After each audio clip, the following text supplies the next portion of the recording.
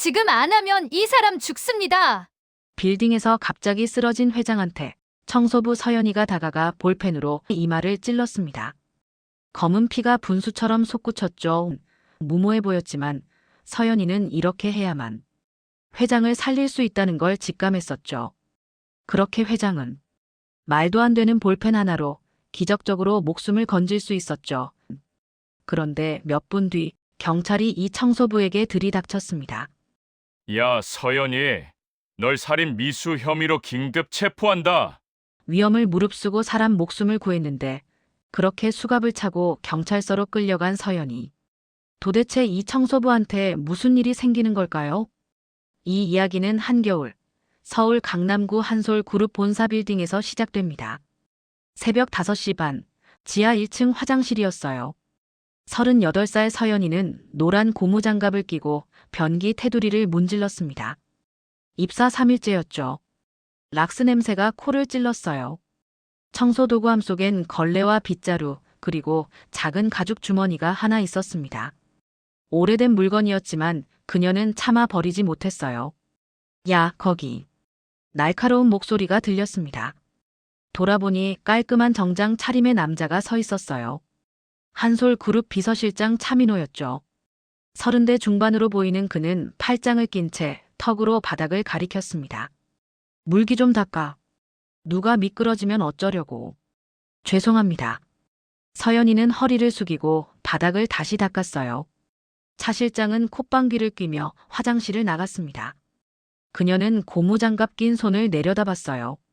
락스에 터져 거칠어진 손끝이었지만 유독 검지와 중지만큼은 다른 손가락과 달랐습니다. 오래된 굳은 살이 남아있었죠.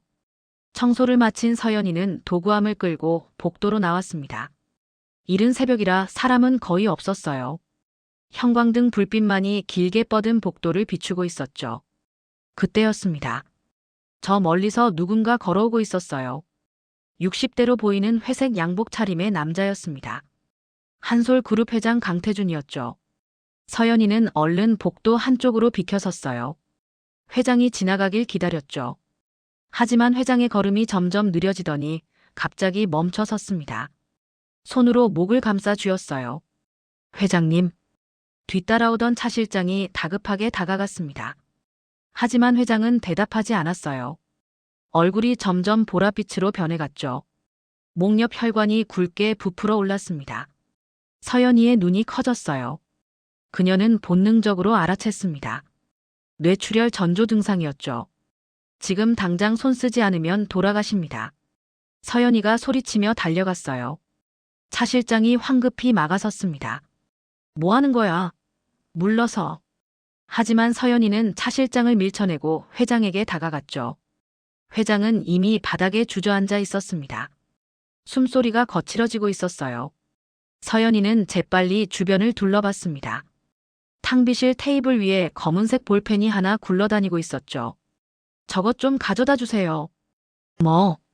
차 실장이 어리둥절해하는 사이 서연이가 직접 뛰어가 볼펜을 집어들었습니다. 더러운 플라스틱 볼펜이었어요. 그녀는 옷소매로 볼펜 끝을 몇 번 문질렀습니다. 소독하는 거였죠. 이 여자가 지금 뭐 하는 거야? 차 실장이 소리쳤지만 서연이는 듣지 않았어요. 회장의 옆에 무릎 꿇고 앉아 이마를 살폈습니다. 오른쪽 귓불 뒤쪽을 엄지로 눌러 혈자리를 확인했죠. 그리고 볼펜 끝을 정확히 갖다 댔습니다. 미쳤어? 당장 손 떼. 차 실장이 서연이의 어깨를 잡아당겼어요. 하지만 이미 늦었습니다. 볼펜 끝이 회장의 이마를 찔렀죠. 살짝 들어간 순간 검은 피가 분수처럼 솟구쳤습니다. 으악! 차 실장이 비명을 질렀어요. 복도에 있던 직원들이 일제히 달려왔습니다. 서연이는 침착하게 한 번 찌른 옆부분을 한 번 더 찔렀어요. 또다시 검은 피가 쏟아졌죠. 이 미친년이 회장님께 흉기를 대. 차 실장이 서연이의 팔을 붙잡았습니다. 보안 요원 2명이 달려와 서연이를 바닥에 눌렀어요. 그녀의 얼굴이 차갑. 복도 바닥에 눌렸죠. 하지만 회장의 얼굴빛이 조금씩 돌아오고 있었습니다. 보라비치던 얼굴이 점점 정상으로 돌아왔어요. 거칠던 숨소리도 가라앉았죠. 구급차. 빨리 구급차 불러. 차 실장이 다급하게 소리쳤어요. 직원들이 우왕좌왕했습니다. 서연이는 바닥에 눌린 채 회장의 얼굴을 지켜봤어요. 숨을 쉬고 있었습니다. 살아있었죠. 10년 전엔 환자를 살렸는데 서연이가 작게 중얼거렸어요. 보안 요원이 그녀의 팔을 더 세게 비틀었습니다. 복도엔 락스 냄새와 피 냉새가 뒤섞여 있었죠. 구급차 사이렌 소리가 점점 가까워졌어요. 차 실장은 휴대폰을 꺼내 누군가에게 전화를 걸었습니다.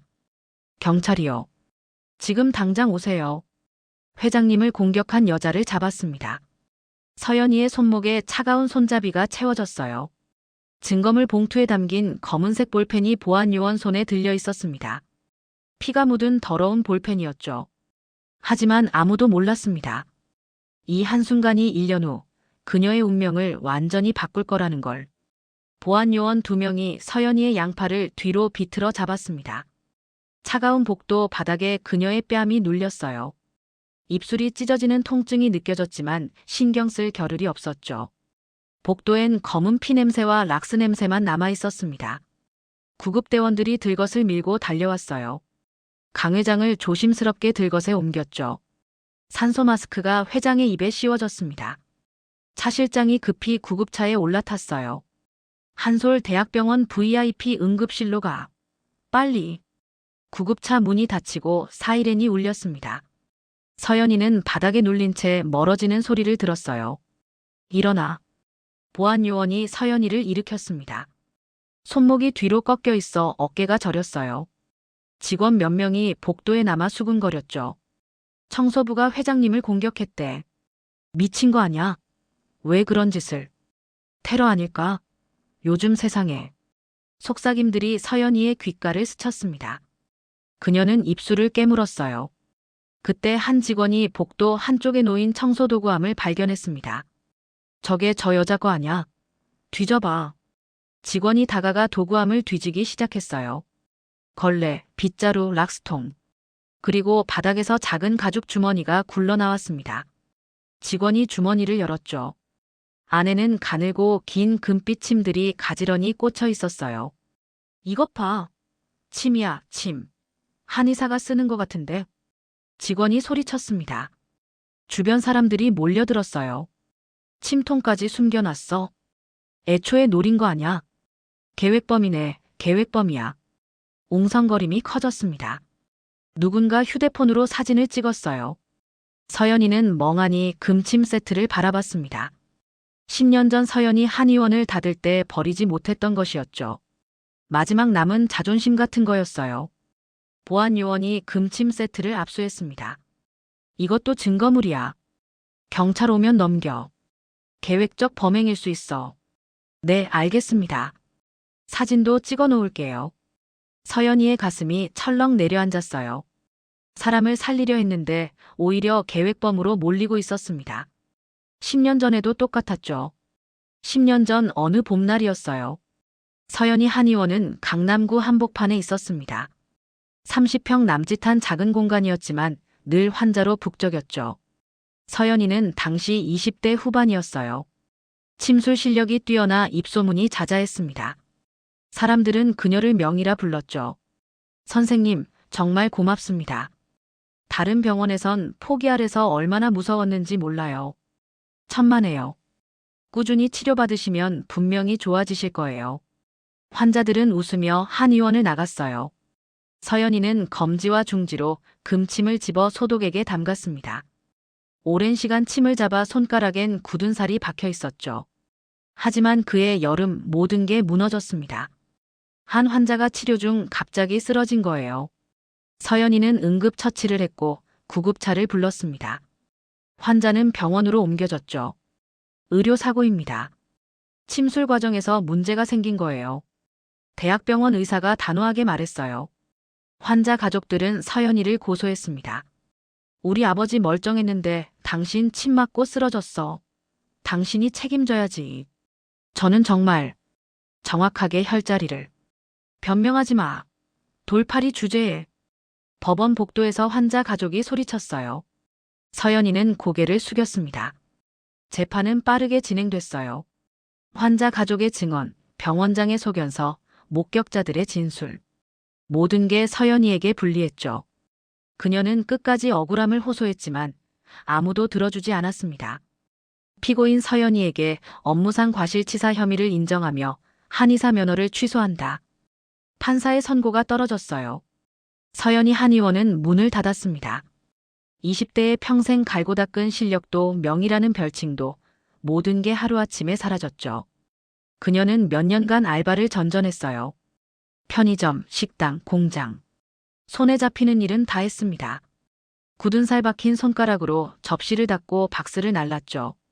건강이 안 좋아진 어머니 병원비를 벌어야 했어요. 엄마, 약 타왔어. 꼭 드셔야 돼. 연희야. 미안하다. 내가 이렇게까지. 괜찮아. 내가 할 수 있는 일 하는 거야.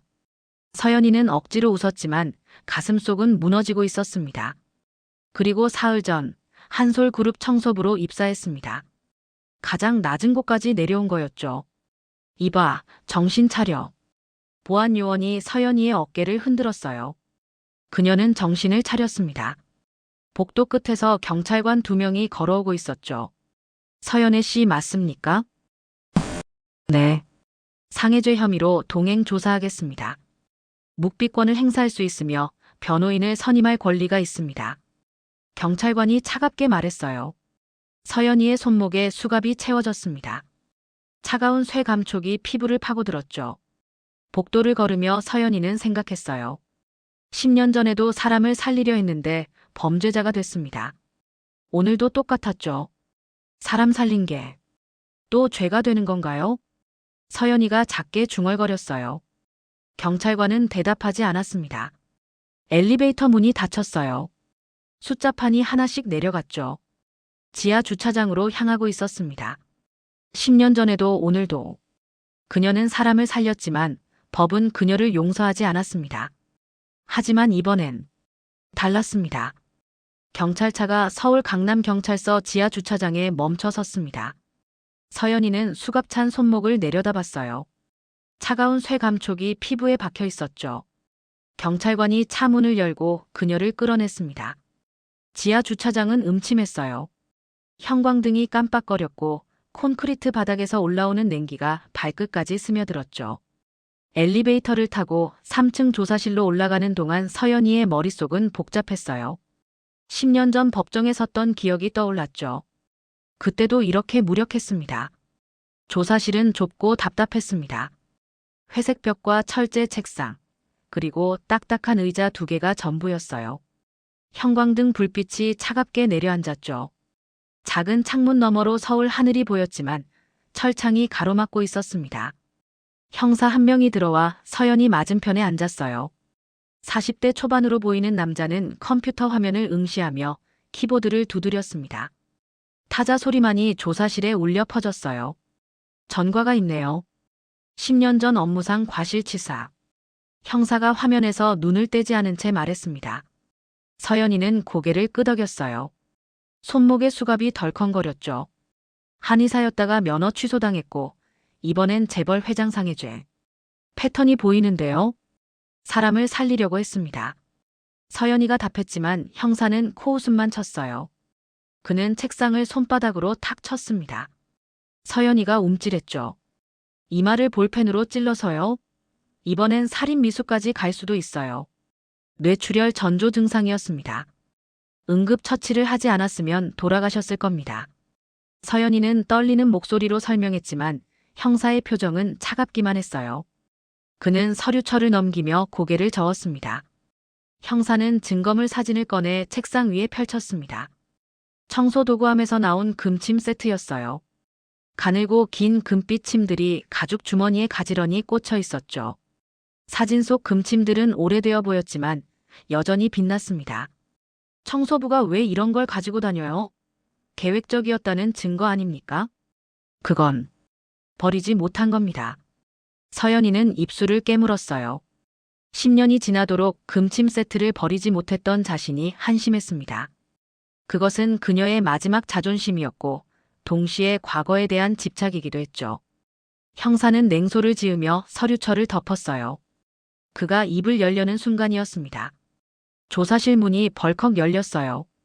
양복을 입은 남자 3명이 들어섰습니다. 모두 정장 차림의 서류 가방을 들고 있었죠. 첫 번째 남자는 50대 초반으로 보였고 나머지 2명은 30대 정도였어요. 그들의 등장만으로도 조사실 분위기가 달라졌습니다. 앞선 남자가 형사에게 명함을 내밀었어요. 한솔 그룹 법무팀 팀장 윤석호입니다. 서연애 씨를 모셔가려고 왔습니다. 형사가 당황한 표정으로 벌떡 일어섰습니다. 명함을 받아든 그의 손이 살짝 떨렸어요. 한솔 그룹이라는 이름이 주는 무게감 때문이었죠. 윤석호 팀장은 침착하게 서류 봉투를 꺼내 책상 위에 올려놓았어요. 강 회장께서 직접 요청하신 사항입니다. 피해자가 처벌을 원하지 않으십니다. 형사는 황급히 서류를 들여다봤습니다. 강 회장의 서명과 도장이 선명했어요. 합의서뿐만 아니라 한솔대학병원 응급의학과의 공식 소견서까지 첨부되어 있었죠. 박 과장이 작성한 문서에는 서연이의 응급처치가 적절했으며 골든타임 내에 이루어진 생명구조 행위였다고 명시되어 있었습니다. 의학적 근거까지 상세히 기록되어 있었어요. 이건 정말 회장님께서? 형사는 할 말을 잃었어요. 그는 서류를 한 장 한 장 넘기며 확인했지만 모든 게 완벽했습니다. 윤석호 팀장이 단호하게 말했어요. 네. 의식 회복 후 바로 작성하셨습니다. 석방해 주시기 바랍니다. 서연이는 멍하니 변호사들을 바라봤습니다. 10년 전에는 아무도 자신을 믿어주지 않았어요. 변호사를 선임할 돈도 없었고 법정에서 혼자 떨며 억울함을 호소했지만 판사는 고개도 끄덕이지 않았죠. 환자 가족과 병원이 짜고 만든 거짓 증언 앞에서 그녀는 무력했습니다. 제약회사 로비스트들이 뒤에서 줄을 당기고 있었지만 증명할 방법이 없었어요. 그런데 지금은 재벌그룹의 법무팀이 자신을 구하러 온 거예요. 꿈을 꾸는 것 같았습니다. 형사가 머뭇거리다 서연이에게 다가가 수갑을 풀었습니다. 차가운 쇠가 손목에서 떨어지는 순간 서연이는 숨을 크게 들이마셨어요. 손목에 빨간 자국이 선명했죠. 윤석호 팀장이 부드럽게 말했습니다. 가시죠. 회장님께서 기다리십니다. 서연이는 천천히 일어섰습니다. 다리에 힘이 제대로 들어가지 않았어요. 변호사들이 조사실 문을 열고 복도로 나갔죠. 서연이도 비틀거리며 뒤따라 나갔습니다. 복도를 걸으며 창밖을 봤어요. 해가 중천에 떠 있었습니다. 오전부터 지금까지 얼마나 긴 시간이었는지 모르겠더군요. 서연이의 눈가가 뜨거워졌습니다. 10년 전엔 아무도 없었는데. 서연이가 작게 중얼거렸어요. 옆에 걷던 여자 변호사가 그 말을 들었는지 고개를 돌렸지만 아무 말도 하지 않았습니다. 그저 조용히 걸음을 맞춰줄 뿐이었죠. 지하 주차장에는 검은색 고급 세단이 대기하고 있었어요. 차체가 반들반들 빛났습니다. 운전기사가 공손하게 문을 열었죠. 서연이는 차에 올라 부드러운 가죽 시트에 몸을 맡겼습니다. 시트는 따뜻했어요. 차가 조용히 출발했습니다. 엔진 소리조차 거의 들리지 않았죠. 창밖으로 서울거리가 빠르게 스쳐 지나갔습니다. 빌딩 숲 사이로 햇살이 반짝였죠. 서연이는 손목을 어루만졌어요. 수갑 자국이 빨갛게 남아 있었습니다. 10년 전 법정을 나서던 그날도 이렇게 손목이 아팠죠. 그때는 아무도 그녀의 손을 잡아주지 않았어요. 기자들의 플래시가 터지는 가운데 혼자 고개를 숙이고 걸어야 했습니다. 하지만 오늘은 달랐습니다. 왜 회장은 자신을 구한 걸까요? 그녀는 떨리는 손을 내려다봤습니다. 차는 한솔대학병원을 향해 달리고 있었어요. 곧 모든 진실이 밝혀질 것입니다. 검은색 세단이 한솔대학병원 정문에 멈춰 섰습니다. 서연이는 차창 너머로 병원 건물을 올려다봤어요. 유리로 된 외벽이 햇살을 받아 반짝였죠. 30층이 넘는 거대한 건물이었습니다. 건물 앞에는 분수대가 있었고 잘 다듬어진 정원수들이 줄지어 서 있었어요. 운전기사가 문을 열었고 윤석호 팀장이 먼저 내렸습니다. 서연이도 조심스럽게 차에서 내렸어요. 병원 로비는 호텔처럼 화려했습니다. 대리석 바닥이 빛났고 천장에는 거대한 샹들리에가 걸려 있었어요. 안내 데스크 직원들은 모두 단정한 유니폼을 입고 있었죠.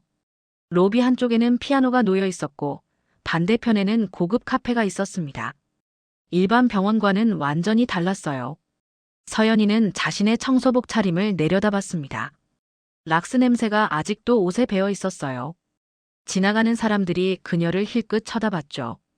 이쪽입니다. 윤석호 팀장이 앞장서 걸었습니다. VIP 전용 엘리베이터 앞에는 보안 요원이 지키고 있었어요. 팀장이 카드를 대자 엘리베이터 문이 열렸죠. 안은 거울로 장식되어 있었습니다. 서연이는 거울 속 자신을 봤어요. 머리는 헝클어져 있었고 얼굴엔 피로가 가득했죠. 입술 끝은 살짝 찢어져 있었고 손목엔 수갑 자국이 빨갛게 남아 있었습니다. 엘리베이터가 20층에 멈췄습니다. 문이 열리자 넓은 복도가 나타났어요. 카펫이 깔려 있었고 벽에는 그림들이 걸려 있었죠. 조명도 은은했습니다. 발소리조차 카펫에 흡수되어 거의 들리지 않았어요. 복도 양옆으로 VIP 병실 문들이 보였습니다.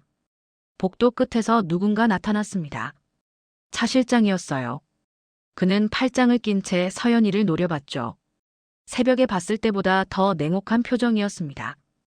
윤석호 팀장과 변호사들이 멈춰 섰어요. 운 좋은 줄 알아. 회장님이 직접 널 문책하실 거야.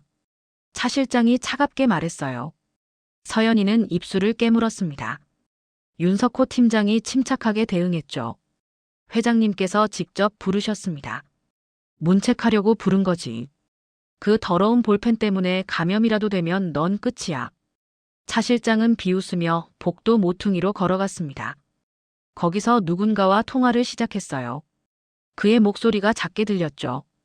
상해 진단서 확실하게 준비됐죠? 이마 상처 부분 최대한 심각하게. 서연이는 가슴이 철렁했습니다.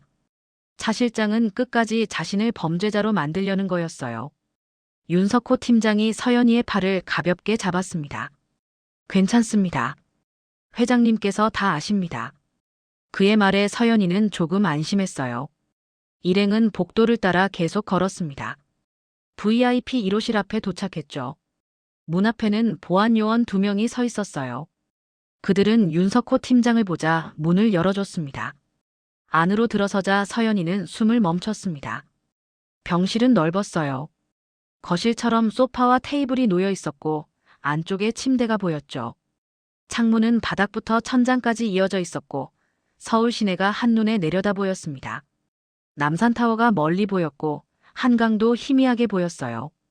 의료진 5명이 침대 옆에 일렬로 서 있었습니다. 모두 긴장한 표정이었어요. 간호사들은 손을 모으고 있었고 의사들은 차트를 꼭 쥐고 있었죠. 그중 한 명이 박 과장이었습니다. 40대 후반으로 보이는 남자였어요. 그는 서연이를 보자 눈빛이 조금 부드러워지는 것 같았습니다. 침대 옆 탁자 위에 투명한 증거물 봉투가 놓여 있었습니다. 안에는 피 묻은 검은색 볼펜이 들어 있었어요. 서연이는 그것을 보는 순간 새벽의 그 순간이 떠올랐죠. 탕비실에서 급히 집어든 더러운 볼펜. 옷소매로 문질러 소독하던 손의 감촉. 회장의 이마에서 분수처럼 솟구친 검은 피. 그리고 차 실장의 비명. 침대에 강 회장이 기대 앉아 있었습니다. 머리에 하얀 붕대를 감고 있었지만 얼굴빛은 괜찮아 보였어요. 60대의 나이에도 불구하고 눈빛은 날카로웠죠. 그는 서연이를 보자 입가에 미소를 지었습니다. 하지만 미소보다는 눈빛이 더 강렬했어요. 마치 모든 것을 꿰뚫어보는 듯한 시선이었죠. 차 실장이 병실 구석에 서 있었습니다. 그는 팔짱을 낀 채 서연이를 째려봤어요. 승리한 사람처럼 입꼬리를 올렸죠. 서연이 씨 모시고 왔습니다. 윤석호 팀장이 공손하게 말했어요. 강 회장이 고개를 끄덕였습니다. 그는 서연이를 2미터 정도 떨어진 곳에 서게 했어요. 서연이는 그 자리에 서서 회장을 바라봤습니다. 긴장으로 손에 땀이 났어요. 가까이 와봐. 낮고 위험 있는 목소리였습니다. 서연이는 한 걸음 앞으로 나아갔어요. 회장은 그녀를 위아래로 천천히 훑어봤죠. 청소복 차림의 초라한 모습부터 손끝까지. 특히 손을 오래 봤습니다. 락스에 터진 거친 손이었지만 검지와 중지의 굳은 살만큼은 달랐어요. 오래된 굳은 살이 그대로 남아 있었죠. 자네가 날 살린 사람이지. 네. 서연이가 작게 대답했어요. 목소리가 떨렸습니다. 회장의 눈빛이 더 날카로워졌어요. 그는 탁자 위에 검은색 볼펜을 집어들었습니다. 증거물 봉투를 열어 볼펜을 꺼냈죠. 피가 마른 검은 자국이 선명했습니다. 이걸로 내 이마를 찔렀다며. 급해서. 제대로 된 도구가 없었습니다. 서연이가 떨리는 목소리로 답했어요. 차 실장이 옆에서 낄낄거렸습니다. 더러운 볼펜으로 회장님 몸을 찌르고도 변명이야. 하지만 강 회장은 손으로 차 실장을 제지했어요. 회장은 계속 서연이만 바라봤죠. 병실 안이 조용해졌습니다. 의료진들은 숨소리조차 내지 않았어요.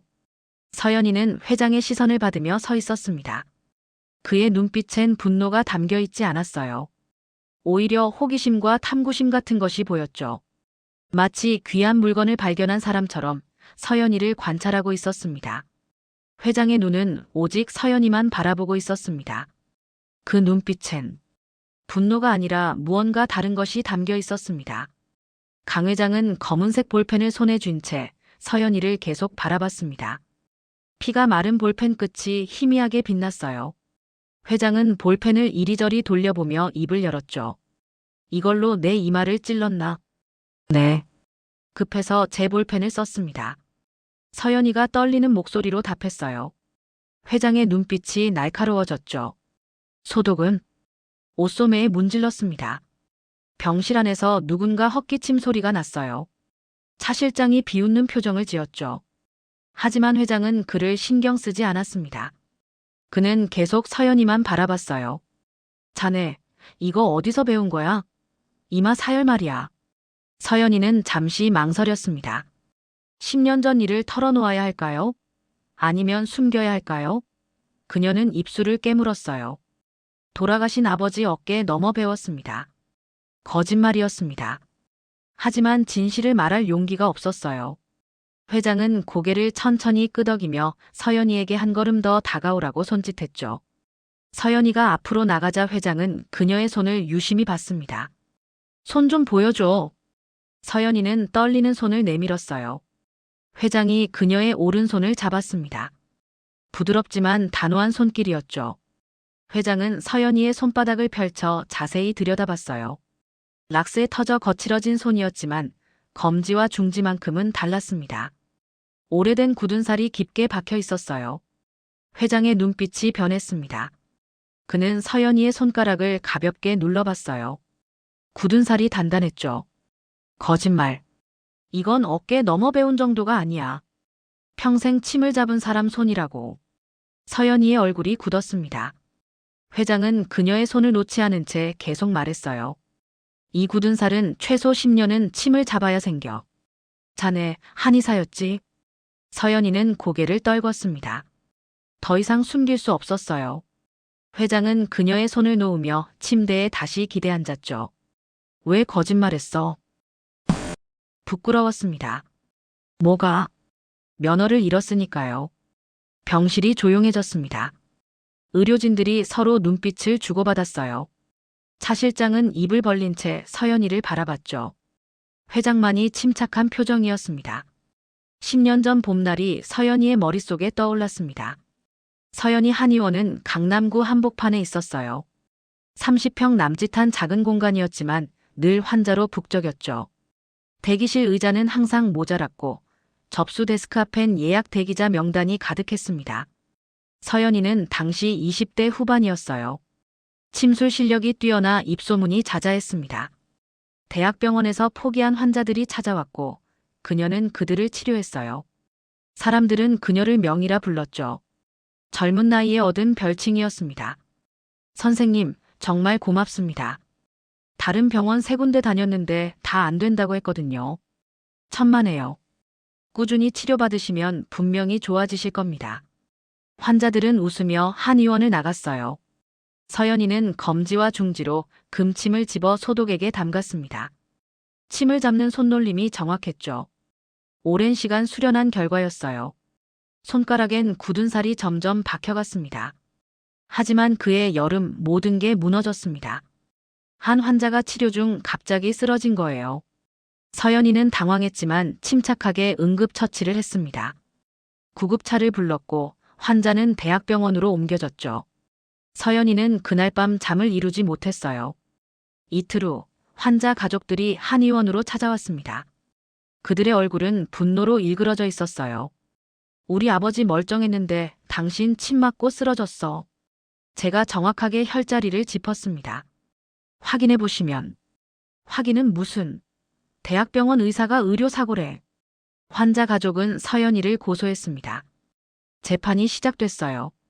환자 가족의 증언, 대학병원 병원장의 소견서, 목격자들의 진술. 모든 게 서연이에게 불리했죠. 그녀는 법정에서 억울함을 호소했지만 아무도 들어주지 않았습니다. 나중에 알았어요. 제약회사 로비스트와 병원장이 짜고 환자 가족을 매수한 거였죠. 환자 가족 통장에 거액이 입금됐고 병원장은 제약회사로부터 뒷돈을 받았습니다. 서연이는 그들의 담합에 희생된 거예요. 증거를 찾으려 했지만 혼자서는 역부족이었습니다. 피고인 서연이에게 업무상 과실치사 혐의를 인정하며 한의사 면허를 취소한다. 판사의 선고가 떨어졌어요. 서연이 한의원은 그날로 문을 닫았습니다. 20대의 평생 갈고 닦은 실력도 명이라는 별칭도 환자들의 신뢰도 모든 게 하루아침에 사라졌죠. 그녀는 금침 세트를 가죽 주머니에 넣고 한의원 문을 잠갔습니다. 다시는 돌아오지 못할 곳이었어요. 회장이 서연이를 계속 바라봤습니다. 그의 눈빛엔 이제 의심이 아니라 이해가 담겨 있었어요. 10년 전 그날 서연이는 무슨 일을 겪은 걸까요? 그리고 회장은 이미 모든 걸 알고 있었습니다. 강 회장은 검은색 볼펜을 손에 쥔 채 서연이를 계속 바라봤습니다. 그의 눈빛에는 날카로움과 함께 무언가 알고 있다는 듯한 확신이 담겨 있었어요. 회장은 침대 옆 탁자 서랍을 천천히 열었습니다. 그 안에서 두툼한 서류철을 꺼내 들었어요. 서류철은 무거워 보였습니다. 최소한 수백 장은 되어 보였어요. 10년 전 명이라 불리던 한의사가 자네 맞지? 회장이 서류철을 책상 위에 펼쳤습니다. 첫 장에는 서연이 한의원 사진이 있었어요. 깨끗하고 단정한 한의원 내부 사진이었습니다. 그 옆에는 신문 기사가 붙어 있었어요.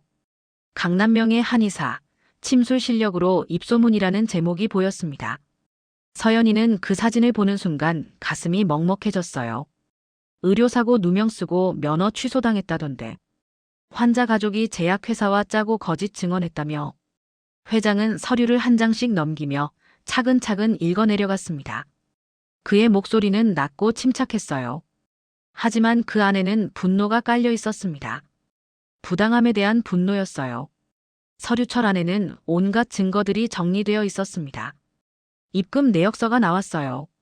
환자 가족 통장으로 들어간 거액의 돈이 선명하게 표시되어 있었습니다. 그 다음엔 녹취록이 있었어요. 제약회사 로비스트와 병원장이 나눈 대화 내용이 그대로 기록되어 있었습니다. 서연이 한의사 하나쯤이야 얼마든지 처리할 수 있지. 환자 가족한테 얼마 줬습니까? 3천만 원. 그 정도면 증언 바꾸기 충분하지. 녹취록을 보는 순간 서연이의 손이 떨렸습니다. 회장은 계속해서 서류를 넘겼어요. 위조된 진술서가 나왔습니다. 환자 가족이 작성했다는 진술서였지만 실제로는 누군가 대신 써준 것이 명백했어요. 필적 감정 결과까지 첨부되어 있었습니다. 마지막 장에는 사진이 한 장 있었습니다. 제약회사 로비스트와 병원장이 고급 술집에서 술잔을 부딪히며 웃고 있는 사진이었어요. 사진 아래엔 날짜가 적혀 있었습니다. 서연이가 재판을 받던 바로 그 시기였어요. 정보팀이 사흘간 밤낮으로 조사했네. 자네가 억울하게 당했다는 증거가 이렇게 넘쳐나더군. 회장이 서류철을 덮으며 말했습니다. 서연이의 눈에서 뜨거운 눈물이 주르륵 쏟아지기 시작했어요. 10년 동안 아무도 믿어주지 않았던 진실이었습니다. 혼자 외치고 또 외쳤지만 누구 하나 귀 기울이지 않았던 그 진실을요. 오늘 처음 본 이 노인이 단 사흘 만에 밝혀낸 겁니다. 이게 전부 진짜인가요? 정말로 믿어주시는 건가요? 서연이가 떨리는 목소리로 물었습니다. 목이 메어 제대로 말이 나오지 않았어요. 눈물이 계속 흘러내렸습니다. 회장은 고개를 끄덕였어요. 자네가 억울하게 당했다는 걸 이제 누구도 부인할 수 없네. 증거가 이렇게 확실한데 말이야. 서연이는 그 자리에서 주저앉을 뻔했습니다. 다리에 힘이 풀렸어요. 10년 동안 가슴속에 쌓였던 억울함이 한꺼번에 터져 나오는 것 같았습니다. 눈물이 멈추지 않았어요. 차 실장은 병실 구석에서 그 장면을 지켜보고 있었습니다. 그의 얼굴이 점점 굳어졌어요. 상황이 자신에게 불리하게 돌아가고 있다는 걸 느낀 것 같았습니다. 박 과장은 서류철을 들여다보며 고개를 끄덕였습니다. 의학적 관점에서 봐도 서연이의 처치가 완벽했다는 걸 그도 알고 있었어요. 그는 회장을 향해 말했습니다. 회장님, 제가 봐도 서연이 씨의 응급처치는 교과서적이었습니다. 골든타임 내에 정확한 위치에 사열을 한 겁니다. 회장이 박 과장을 보며 고개를 끄덕였습니다. 그리고 다시 서연이를 바라봤어요. 자네 면허 복원해주겠네. 내가 변호사팀을 동원해서 다시 살려주지. 제약회사 로비 비리도 전부 밝혀낼 거야. 회장의 말에 서연이는 더 이상 참을 수 없었습니다. 눈물이 폭포수처럼 쏟아졌어요. 10년 동안 꿈꿔왔던 순간이었습니다. 누군가 자신을 믿어주고 진실을 밝혀주는 순간을요. 감사합니다. 정말 감사합니다. 서연이가 고개를 숙이며 말했습니다. 목소리가 떨렸어요. 회장은 탁자 위에 검은색 볼펜을 다시 집어들었습니다. 피가 마른 그 더러운 볼펜을요. 이 볼펜 말이야. 누가 보면 그냥 쓰레기라고 생각하겠지. 더럽고 지저분한 흉기라고 말이야. 회장이 볼펜을 이리저리 돌려보며 말했습니다. 하지만 이건 자네가 진짜 의사라는 걸 증명하는 증거야. 이 더러운 볼펜이 날 살렸으니까. 버리지 말고 잘 간직하게. 이건 자네의 훈장이야. 회장이 볼펜을 서연이에게 건넸습니다. 서연이는 떨리는 손으로 볼펜을 받아주었어요. 차갑고 딱딱한 플라스틱 감촉이 손에 느껴졌습니다. 하지만 오늘따라 그 볼펜이 따뜻하게 느껴졌어요. 병실 안이 조용해졌습니다. 의료진들은 숨죽이며 그 장면을 지켜봤어요. 차 실장만이 불편한 표정으로 서 있었습니다. 진실이 밝혀졌습니다. 10년 동안 억울하게 살아온 서연이에게 드디어 빛이 비치기 시작했어요. 하지만 진짜 반전은 지금부터였습니다. 회장이 서연이에게 볼펜을 건네고 나서 잠시 침묵이 흘렀습니다. 병실 안의 공기가 무거웠어요. 의료진들은 숨죽이며 다음에 무슨 일이 벌어질지 기다렸습니다.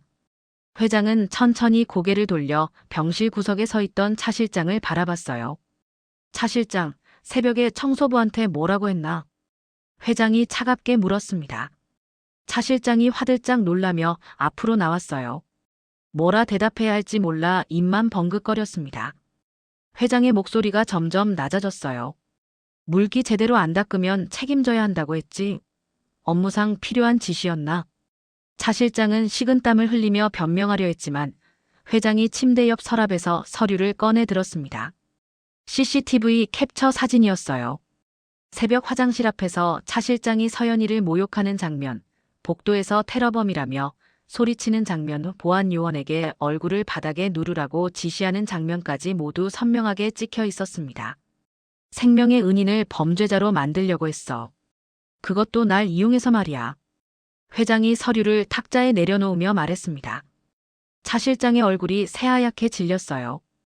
회장은 또 다른 서류를 꺼내 들었습니다. 통화 기록이었어요. 복도에서 전화했지. 상해 진단서 확실하게 준비됐냐고. 이마 상처 부분 최대한 심각하게 만들라고 했고. 차 실장의 얼굴이 흑빛으로 변했습니다. 정보팀이 통화 기록을 전부 확보한 상태였어요. 증거는 충분했습니다. 회장은 손을 들어 차 실장의 변명을 막았어요. 차민호 비서실장, 오늘부로 해고야. 당장 짐 싸서 나가. 뭐라고요? 회장님, 제가 10년 넘게. 차 실장이 비명처럼 소리쳤지만 회장은 단호했습니다. 손가락으로 문을 가리켰어요. 보안 요원 2명이 다가와 차 실장의 양팔을 잡았습니다. 차 실장이 애원했지만 보안 요원들은 그를 병실 밖으로 끌고 나갔어요.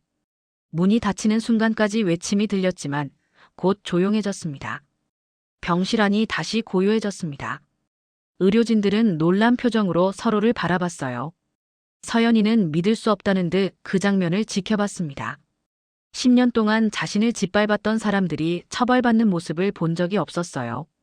하지만 오늘 그녀의 눈앞에서 정의가 실현되고 있었습니다.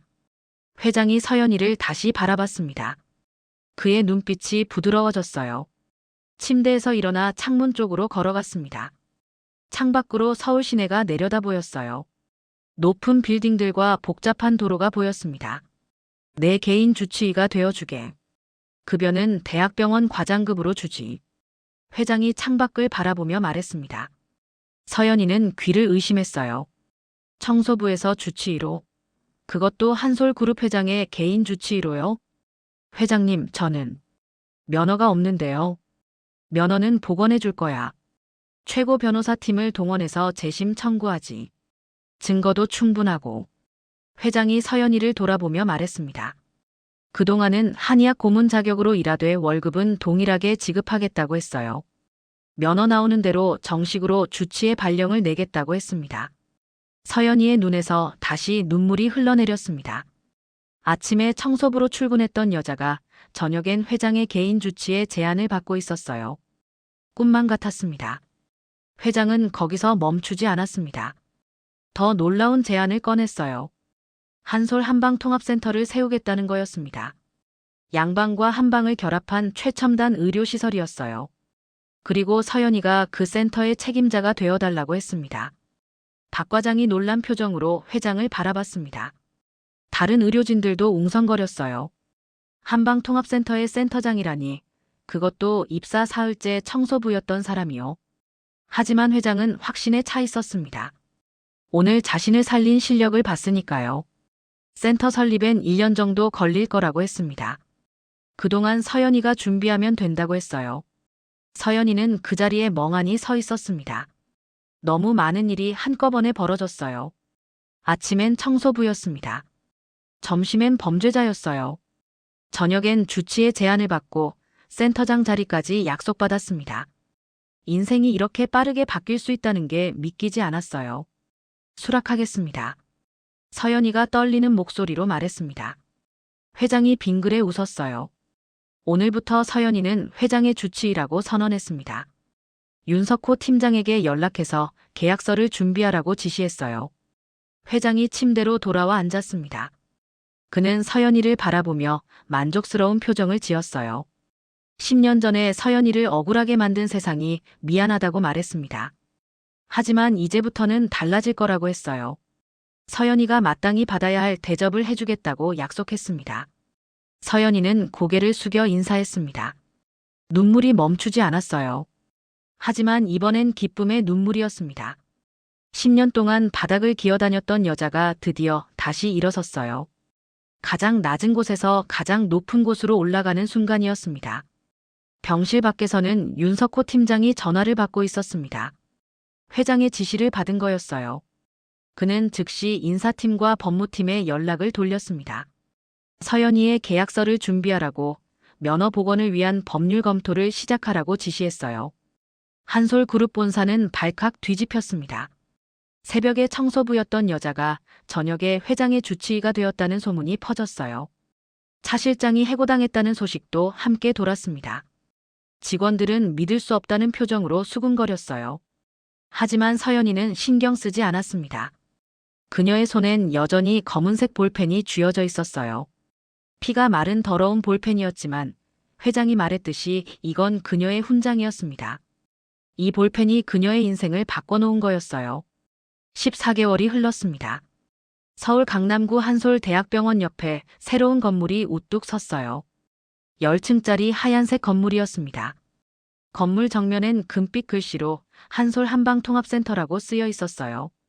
오늘은 그 센터의 개소식 날이었습니다. 로비는 사람들로 가득했어요. 의료계 인사들, 언론사 기자들, 한솔그룹 임원들이 자리를 채웠습니다. 무대 위엔 단상이 마련되어 있었고 그 옆엔 투명한 유리 전시관이 하나 놓여 있었어요. 유리관 안에는 검은색 볼펜이 하나 들어 있었습니다. 피가 마른 흔적이 아직도 남아있는 그 볼펜이었어요. 작은 명패가 붙어 있었습니다. 생명을 구한 볼펜 마이너스 2023년 11월 15일이라고 쓰여 있었어요. 무대 뒤편 대기실에서 서연이는 거울을 바라보고 있었습니다. 하얀 가운을 입은 그녀의 모습이 거울에 비쳤어요. 가슴엔 센터장 서연이라는 명찰이 달려 있었습니다. 그녀는 명찰을 만져보며 아직도 믿기지 않는다는 표정을 지었어요. 14개월 전 그날이 떠올랐습니다. 새벽 화장실에서 무릎 꿇고 변기를 닦던 모습이요. 락스 냄새가 코를 찌르고 손은 터져서 아팠던 그 시간들이요. 경찰서 조사실에서 수갑을 찬 채 앉아있던 모습도 생각났습니다. 하지만 그 모든 순간이 오늘을 위한 과정이었던 것 같았어요. 서연이 센터장님 준비되셨습니까? 직원이 대기실 문을 두드리며 물었습니다. 서연이는 깊게 숨을 들이마셨어요. 그리고 고개를 끄덕였습니다. 네, 나갑니다. 서연이가 무대로 걸어 나갔습니다. 로비에 있던 사람들이 일제히 박수를 쳤어요. 카메라 플래시가 터졌습니다. 서연이는 단상에 올라섰어요. 마이크 앞에 섰습니다. 안녕하십니까? 한솔 한방통합센터 센터장 서연이입니다. 서연이가 인사하자 박수가 다시 쏟아졌습니다. 그녀는 잠시 숨을 고르며 사람들을 바라봤어요. 객석 맨 앞줄에 강 회장이 앉아 있었습니다. 그는 미소를 지으며 고개를 끄덕였어요. 그 옆엔 박 과장이 있었고 윤석호 팀장도 보였습니다. 서연이는 천천히 말을 이어갔습니다. 10년 전 억울하게 면허를 잃었던 이야기는 하지 않았어요. 대신 앞으로 이 센터가 어떤 일을 할 것인지 설명했습니다. 양방과 한방을 결합해서 환자들에게 최고의 치료를 제공하겠다고 말했어요. 특히 대학병원에서 포기한 환자들에게 희망을 주고 싶다고 했습니다. 발표가 끝나자 강 회장이 무대로 올라왔습니다. 그는 마이크 앞에 서서 짧은 축사를 했어요. 14개월 전 저는 죽을 뻔했습니다. 하지만 한 사람이 더러운 볼펜으로 제 목숨을 구했습니다. 회장이 유리관 속 검은색 볼펜을 가리켰어요. 이 볼펜은 우리에게 가르쳐 줍니다. 진짜 실력은 화려한 도구가 아니라 사람 안에 있다는 것을요. 서연의 센터장은 그런 실력을 가진 분입니다. 회장의 말에 사람들이 고개를 끄덕이며 박수를 쳤습니다. 서연이는 눈물을 참으며 회장에게 고개를 숙여 인사했어요. 개소식이 끝나고 서연이는 센터 내부를 둘러봤습니다. 최첨단 장비들이 갖춰진 진료실이 있었어요. 침술실, 한약 조제실, 재활치료실까지 모든 게 완벽했습니다. 그녀의 개인 진료실도 마련되어 있었어요. 책상 위엔 명패가 놓여 있었습니다. 센터장 서연이라고 새겨진 금빛 명패였어요. 서연이는 창문 앞에 섰습니다. 창밖으로 서울 시내가 내려다 보였어요. 14개월 전 그녀는 지하 1층 화장실에서 바닥을 닦고 있었습니다. 하지만 지금은 10층 건물 꼭대기 센터장실에 서 있었어요. 가장 낮은 곳에서 가장 높은 곳으로 올라온 겁니다. 그날 저녁 서연이는 어머니가 계신 요양병원을 찾아갔습니다. 어머니는 침대에 누워 계셨어요. 건강이 많이 좋아진 상태였습니다. 서연이가 센터장이 되면서 최고의 치료를 받을 수 있게 됐거든요. 엄마, 오늘 개소식 잘 끝났어요. 그래, 우리 딸. 정말 대단하다. 엄마가 자랑스러워. 어머니가 서연이의 손을 잡으며 말했습니다. 서연이는 어머니의 손을 꼭 쥐었어요. 거칠고 마른 손이었지만 따뜻했습니다. 요양병원을 나와 집으로 돌아오는 길에 서연이는 핸드백에서 무언가를 꺼냈습니다. 작은 가죽 주머니였어요. 금침 세트가 들어 있었습니다. 10년 동안 버리지 못했던 그 금침이었어요. 이제는 다시 사용할 수 있게 됐습니다. 면허가 복원됐거든요. 서연이는 금침을 하나 꺼내 들었습니다. 가늘고 긴 침이 가로등 불빛에 반짝였어요. 그녀의 검지와 중지엔 여전히 굳은 살이 박혀 있었습니다. 10년이 지나도 사라지지 않은 흔적이었어요. 이제 그 손으로 다시 환자를 치료할 수 있게 됐습니다. 밤하늘엔 별이 빛나고 있었습니다. 서연이는 하늘을 올려다보며 생각했어요. 인생은 참 알 수 없는 거라고요. 한순간에 모든 걸 잃을 수도 있고 또 한순간에 모든 걸 되찾을 수도 있다고요. 중요한 건 포기하지 않는 거라고요. 더러운 볼펜 하나가 그녀의 인생을 바꿔놓았습니다. 그 볼펜은 이제 유리관 속에서 많은 사람들에게 이야기를 들려줄 거예요. 절망 속에서도 희망을 잃지 말라고, 진짜 실력은 결국 빛을 발한다고, 정의는 늦더라도 반드시 온다고 말이에요. 서연이는 집 현관문을 열고 들어갔습니다. 내일부터는 센터장으로서 새로운 하루가 시작될 거예요. 환자들을 만나고 치료하고 희망을 줄 겁니다. 10년 전 잃어버렸던 그 일을 다시 할 수 있게 된 거예요. 가장 낮은 곳에서 시작한 여자가 가장 높은 곳에 섰습니다. 그리고 이제 진짜 이야기가 시작되려 하고 있었습니다. 여러분, 오늘 이야기 어떠셨나요? 인생은 포기하지 않는 사람에게 기회를 준다는 걸 서연희 씨가 보여줬습니다. 이런 감동적인 이야기가 더 궁금하시다면 구독과 좋아요, 알림 설정 꼭 부탁드려요. 여러분의 응원이 더 좋은 이야기를 전하는 힘이 됩니다. 감사합니다.